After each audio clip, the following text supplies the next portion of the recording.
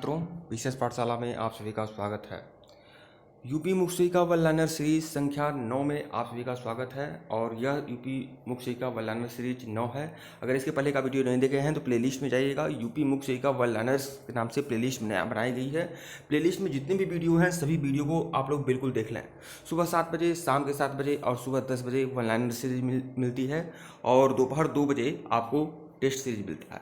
ये जो भी प्रश्न है बहुत ही महत्वपूर्ण है। यूपी मुक्शिका व लर्नर सीरीज प्रोटीन सभी पीडीएफ जो हैं टेलीग्राम में मिलते हैं और टेलीग्राम पर एमसीक्यू भी कराए जाते हैं, इसलिए टेलीग्राम बिल्कुल ज्वाइन कर लीजिएगा। यूपी मुक्शिका प्रोटीन से संबंधित रामबाण प्रश्न है, सारे प्रश्न आयोग की तर्ज पे हैं। पीसीएस पाठशाला जो भी देता है बेहतरीन देता है, जबरदस्त देता है, रामबाण देता है। अगर इसके पहले का वीडियो नहीं देखे हैं तो प्लेलिस्ट में जाइए और वन लाइनर सीरीज में जितने भी वीडियो हैं सभी वीडियो देखिए। और अगर आप पीसीएस पाठशाला को फॉलो करते हैं तो कहीं किसी भी स्तर पर भटकने की आवश्यकता नहीं है। पीसीएस पाठशाला पर पूरा विश्वास करके आप सभी सीरीज को देख सकते हैं। तो आइए देखते हैं प्रोटीन से संबंधित रामबाण प्रश्न को। 100% सफलता के लिए आप पीसीएस पाठशाला यूट्यूब चैनल को बिल्कुल ज्वाइन कर सकते हैं। आइए शुरुआत करते हैं। तो यह सभी प्रश्न प्रोटीन से संबंधित हैं और सभी महत्वपूर्ण हैं। प्रोटीन का निर्माण किस बंध के द्वारा होता है? तो प्रोटीन का जो निर्माण होता है वह पेप्टाइड बंध के द्वारा होता है। प्रोटीन में नाइट्रोजन लगभग कितने प्रतिशत होता है? तो प्रोटीन में नाइट्रोजन जो होता है 16% होता है, 16%। जीव तंत्रों में सर्वाधिक विलेय अणु कौन सा है? तो प्रोटीन अणु जो है जीव तंत्रों में सर्वाधिक विलेय अणु होता है।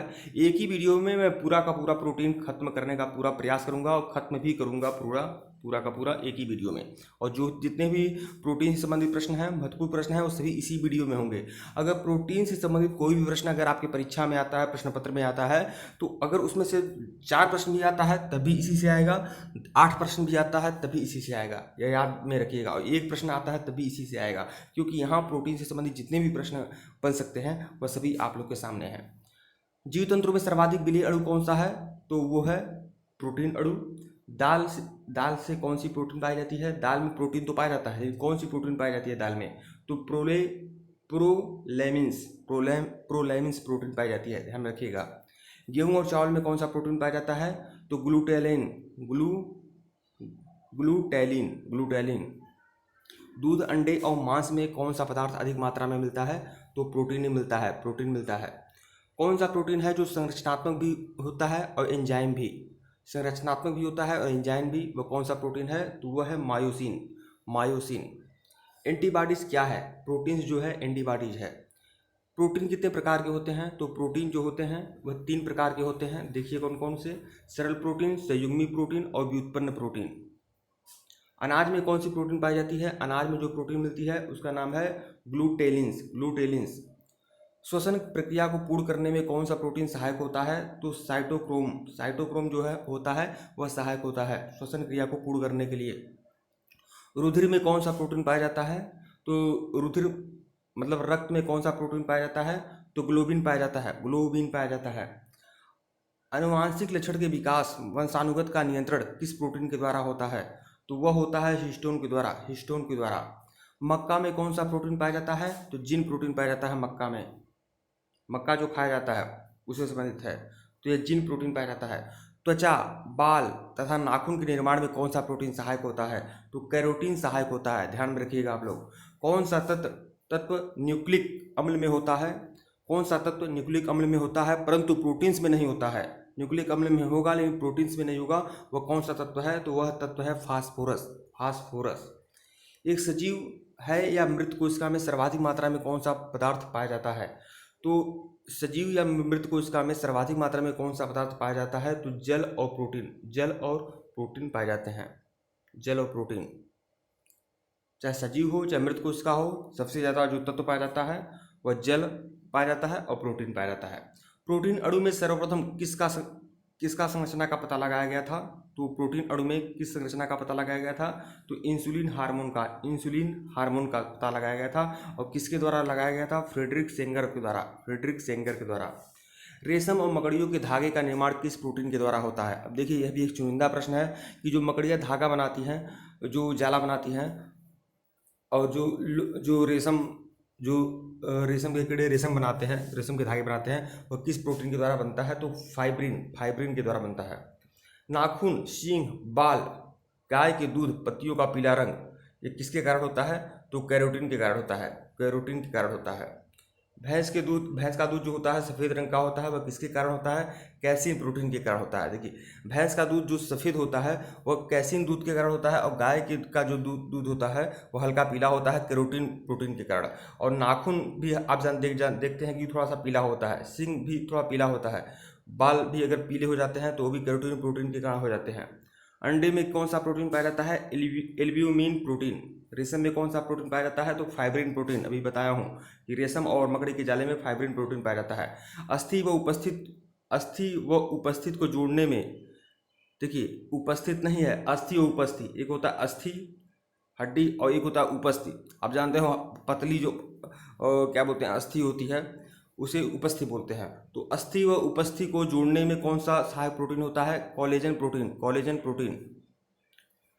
पक्षियों के पंख व नाखून में कौन सा प्रोटीन होता है? अल्फा कैरेटीन और कैरेटीन प्रोटीन। अभी बताया हूँ कैरोटीन प्रोटीन होता है। मकड़ी की जाल में कौन सा होता है? मकड़ी की जाल में कौन सा प्रोटीन होता है? Beta protein.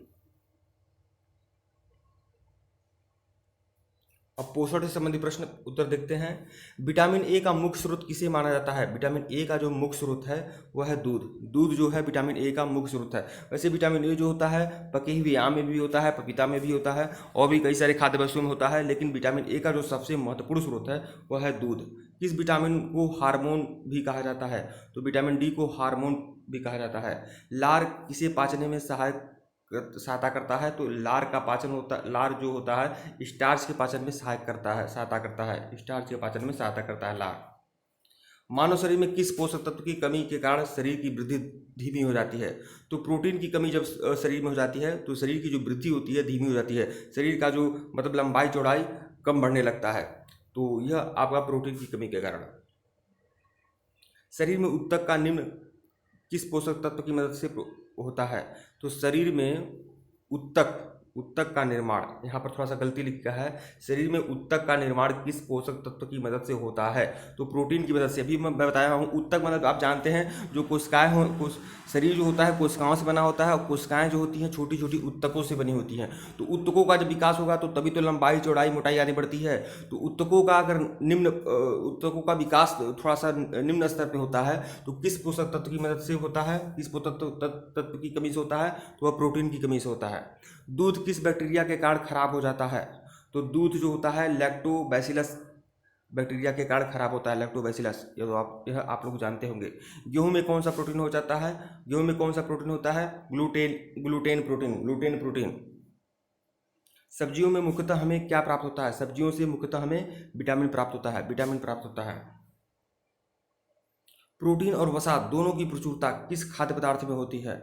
तो वह मूंगफली में होती है। यह प्रश्न मैं आपको एमसीक्यू में कराया हुआ था टेलीग्राम पे। मतलब देखिए, प्रोटीन तो सबसे ज़्यादा तो दाल में होता है, लेकिन यहाँ पर बात यह है कि मूंगफली एक ऐसा है कि जहाँ प्रोटीन और वसा दोनों की प्रचुरता पर्याप्त मात्रा में ज़्यादा होती है मूंगफली में। कौन सा एंजाइम प्रोटीन के पाचन में सहायक होता है? प्रोटीन के पाचन में कौन सा एंजाइम सहायक होता है? तो ट्रिप्सिन एंजाइम। एक गिलास पानी पीने से कितना कैलोरी मिलती है? एक गिलास पानी पीने से 0 कैलोरी मिलती है, कोई ऊर्जा नहीं मिलती है। कौन सा विटामिन की कमी से स्कर्वी रोग होता है? तो विटामिन सी की कमी से स्कर्वी रोग हो जाता है। विटामिन डी का सबसे प्रमुख स्रोत क्या है? तो सूर्य की किरण जो है विटामिन डी का सबसे प्रमुख स्रोत है। दूध का रंग श्वेत किसके कारण होता है? सफेद किसके कारण होता है? कैसीन नामक प्रोटीन के कारण। पालक के पत्ते में किस पोषक तत्व की मात्रा सबसे अधिक होती है? तो लोहे की मात्रा सबसे ज़्यादा होती है, आयरन की मात्रा सबसे ज़्यादा होती है पालक के पत्ते में। हेपेटाइटिस मानव शरीर के किस अंग को प्रभावित करता है? तो यकृत को, लीवर को प्रभावित करता है। प्रोटीन की अधिकता सबसे ज़्यादा किसमें होती है? तो सोयाबीन में सबसे ज़्यादा होती है प्रोटीन। सोयाबीन में भी होता है, दाल में भी होता है, लेकिन अगर दाल और सोयाबीन दो है तो सोयाबीन ही मानिएगा। सामान्य क्रियाशील महिला के लिए कितने प्रोटीन की उपयुक्त दैनिक मात्रा कितनी होनी चाहिए? मतलब एक महिला है जो सामान्य क्रियाशील है, सामान्य महिला के लिए एक प्रोटीन की मात्रा कितनी होनी चाहिए? तो लगभग 45 ग्राम प्रोटीन मिलना चाहिए एक महिला को प्रतिदिन। ठीक है मित्रों, वीडियो को लाइक और चैनल को सब्सक्राइब करिएगा। टेलीग्राम बिल्कुल ज्वाइन करिएगा, टेलीग्राम का लिंक डिस्क्रिप्शन में है। और टेलीग्राम ज्वाइन कर लेंगे तो टेलीग्राम पर एमसीक्यू कराए जाते हैं प्रतिदिन, आपको बेहतरीन ज़बरदस्त एमसीक्यू टेलीग्राम पे कराए जाते हैं। साथ ही साथ पीडीएफ भी आपको मिलता रहता है, तो इसलिए टेलीग्राम बिल्कुल ज्वाइन करिएगा। और टेस्ट सीरीज जो है वह प्रतिदिन दोपहर 2 बजे आती है, तो उसको भी आप लोग देखा करिए। ये जो भी प्रश्न है बहुत ही महत्वपूर्ण है। धन्यवाद।